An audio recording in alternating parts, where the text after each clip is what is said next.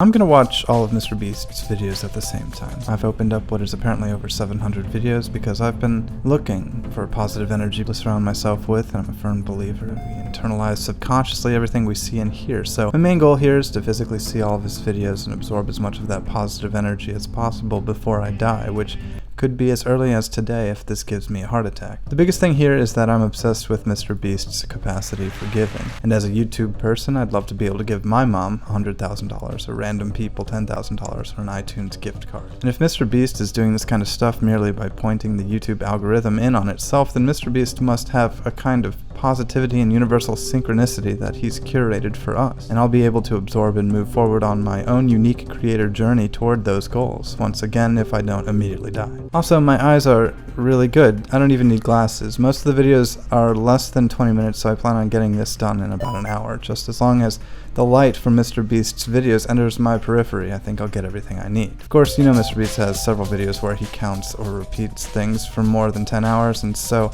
on one monitor I've prepped stacks of these videos, presetting them to start at hour increments, so I could watch the entire 10 24-hour repeating videos in my planned hour. I stacked up a majority of the rest of MrBeast's videos with the newest on top on my main screen. I intend to play them from left to right, and by the time some of them are done, I will close them and replace them with new ones, all while watching the hour-plus long videos on the second screen, satisfying the needs of this challenge. I saved the newest ones for a little later and made them a little bigger so I could enjoy them a little more. Keeping everything on two screens allowed me to feel confident, nothing was straying too far from my pupil. Also, I'm going to try not to sneeze. The process of preparing these videos did start to numb my brain. My labeling organization gave way to just jotting down words, my brain at some point making up the number 70. Halfway through I realized I should do a test of 2 side-by-side videos to make sure this process would work, and realized that the videos were going to auto-replay as soon as they ended with no finality, which meant that it would be difficult to see which tiny videos were done and which ones had started over. I resolved to set a timer for 30 minutes as a safety and close all of the tabs on one of the layers, start up the next one, finishing all the stacks in now an hour and a half, which would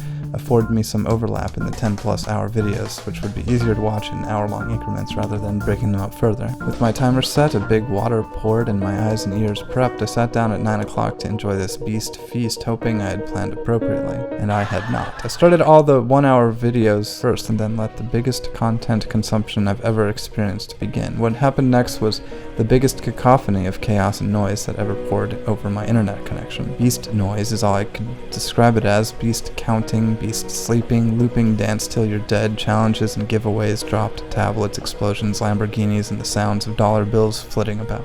No particular video seemed to be given priority, and although I had initially felt guilt by not starting all the videos at the same exact moment for some referees, not all the videos were going to come through at the same time anyway. Most were slowed down to a stutter, and in fact sometimes things would slow down to a stop and I would just hear a word or two. But then they would speed up again, and also I lost my mind. This was all part of the process. I was allowing the egalitarian nature of reality to deliver the words and sounds most important to me to hear, and watching all of MrBeast's videos at the same time. This also had a positive side effect. Due to the large number of requests my GPU, CPU, and router were getting, the videos would actually end and stay ended. The network in my machine too clogged up with requests for more Beast to be able to read the videos that had just finished. I could safely forego the timer and close the tab and start up a new batch. Yes, the content is all blurred. I absolutely respect MrBeast's rights to his hard work. Even though all the videos are tiny, they're still all his videos, and I'd like to respect his rights and avoid tiny lawsuits.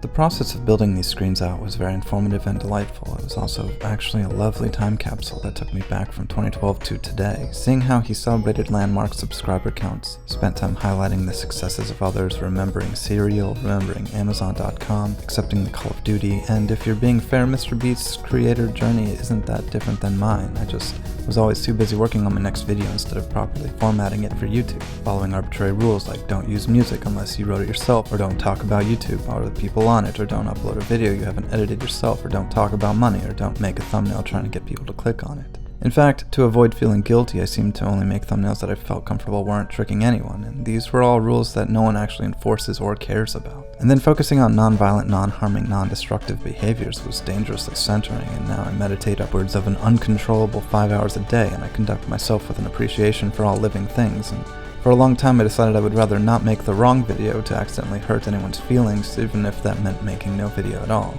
That's no way to be, especially for MrBeast, who makes every video asking us what is important and enabling him to scale his generosity. Dare I say, at this moment in time, creativity for the sake of originality is less important than powerful, proven results that are optimized for the global conversation as efficiently as possible.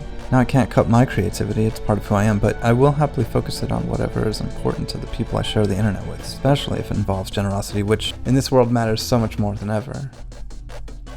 Everything took longer than I had planned, but eventually I made it through and the tabs started disappearing without anything behind them.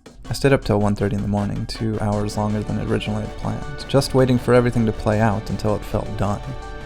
And after I closed all the tabs, I actually missed all of the beast noise. I was sad that this spectacular event was coming to an end, even though I had at least subconsciously consumed over 700 videos in about 3 hours. I'm really happy how this turned out, although I did feel a bit woozy when it was done, and now it's up to my id or subconsciousness to figure it out, not my problem anymore.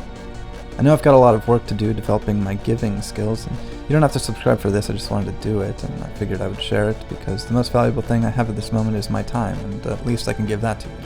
But let's get MrBeast to 100 million subscribers. He's close, and I'm really excited to see what he'll give away next.